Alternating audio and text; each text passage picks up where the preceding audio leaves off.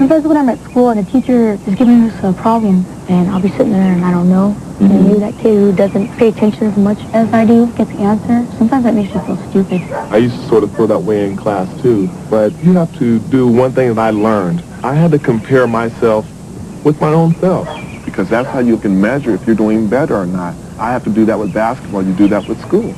I feel like I'm a slow learner sometimes. You have to have a little more self-esteem. Take one step at a time. If your car breaks down or you see a stranded motorist in Boise Metro weekday morning traffic, just dial star ALS on your Cellular One phone. It's a free call, and the Road Angel will fly to the rescue to get your car operational again, give you a ride to work, or have your car towed free of charge. ALS Car Care Road Angel is a community service brought to you by KTVB Channel 7, Cellular One, and Naylor's Towing Service. Just dial star ALS for the Road Angel. Success can begin at the Literacy Lab, where adults get a second chance to improve their skills and opportunities. You can help. Join us for lunch at 12 noon on Tuesday, February 28th at the Red Lion Riverside. Funds raised will help functionally illiterate adults reach their potential. The Literacy Lab offers a variety of classes, including adult literacy, workplace literacy, family literacy, and English as a second language. Your support will help students look to the future and invest in themselves. For luncheon tickets, call 939-1265. Donahue, the heart of Sean Donahue. What's on your mind? The difference is Donahue. The difference is Donahue. Weekday mornings at 9 on Channel 7. This is KTVB Channel 7 in Boise.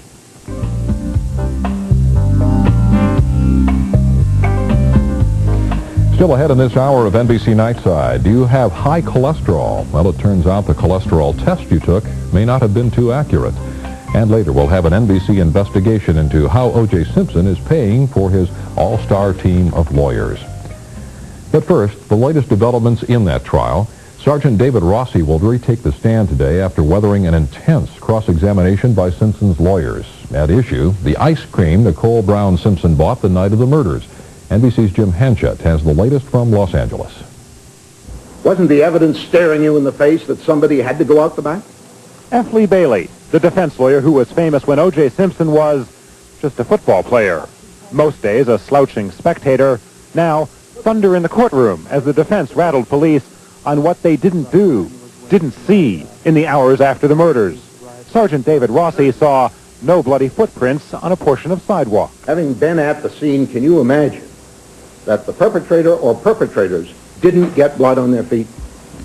Can you imagine that? There was a lot of blood there. No. Can you imagine that these murders were accomplished without getting any blood on the feet of the perpetrator? I think anything is possible. Anything is possible. So you think they may have been fast enough on their feet to avoid blood while accomplishing the carnage? Bailey's broadsides followed a long give and take over ice cream bought at this Ben & Jerry's, bought by Nicole Brown Simpson the night she was killed, found melting at her house by Officer Robert Risky.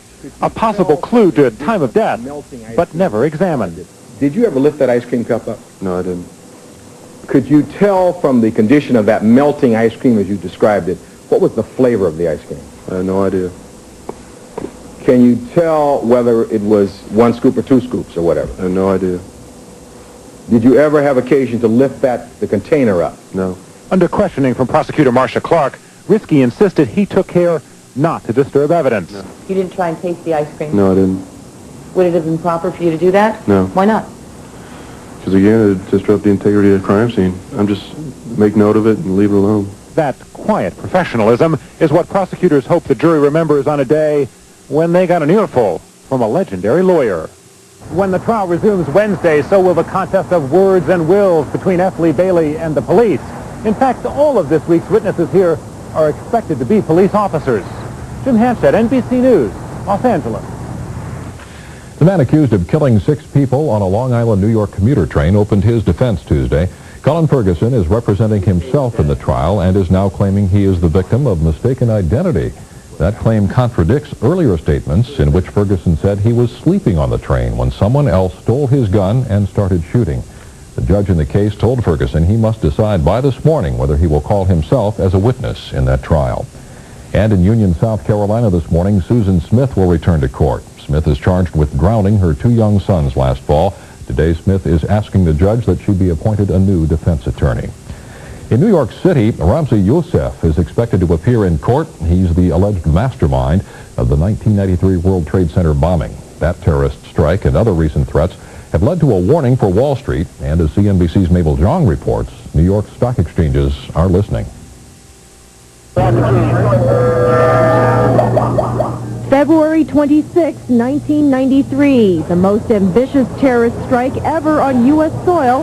A 1,500-pound bomb explodes at the base of New York City's World Trade Center, leaving 6 dead, nearly 1,000 injured. This month, during the trial of the people charged with the bombing, security experts have received warnings that Wall Street may be the target of another terrorist attack. You look at the nature of the opposition, it's fundamentalist. The Muslim fundamentalist movement, they're not mad at the American people as much as they're mad at the American government, the American business environment. Early this month, New York Police Department officials met with downtown businesses and sent a memo to buildings warning them to guard against a possible terrorist attack. The memo was issued by Chief of Department Louis Anemone. Without citing any specific threats, he warned security experts to keep their buildings under constant scrutiny. A heightened sense of awareness is of utmost importance. As a result, access to the American Stock Exchange is restricted at night and on the weekend. Parking at some areas around the New York Stock Exchange is prohibited to guard against car bombs. And at the World Trade Center, everyone visiting the building must be issued a temporary security pass, which is returned after the visit is over. We've basically increased security rather dramatically here at the Trade Center. We believe we have a very good system here. Tenants of the building sometimes view the tight safety measures as time-consuming, but are thankful for the heightened sense of security. And if I forget this, I have to wait on the line all morning. It's hard to get in. It's good. And what's a little waiting if it saves lives? Mabel Zhang, CNBC Business News, New York.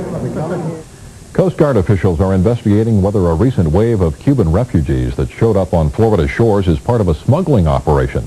At least 80 refugees reached the Gulf Coast yesterday.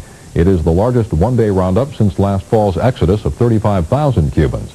The refugees reportedly left Cuba months ago and ended up in the Cayman Islands. Friday, they set out for the U.S. Cayman officials blame smugglers for transporting the refugees, but say they are unable to stop them.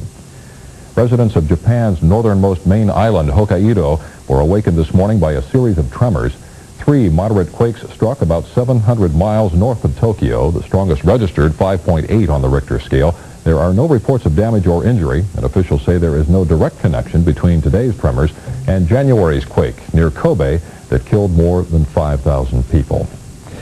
When we come back, some of the baseball players who are hoping to replace striking major leaguers. You'll meet them, and later in this hour of NBC Nightside, a bright idea that could be lighting up your home very soon. Stay with us.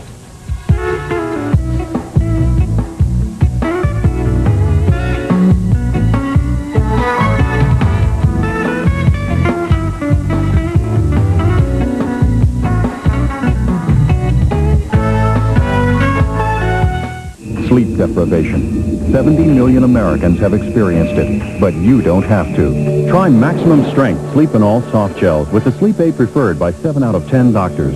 Sleep and All Soft Gels help you fall asleep fast. Who says clothes make the man?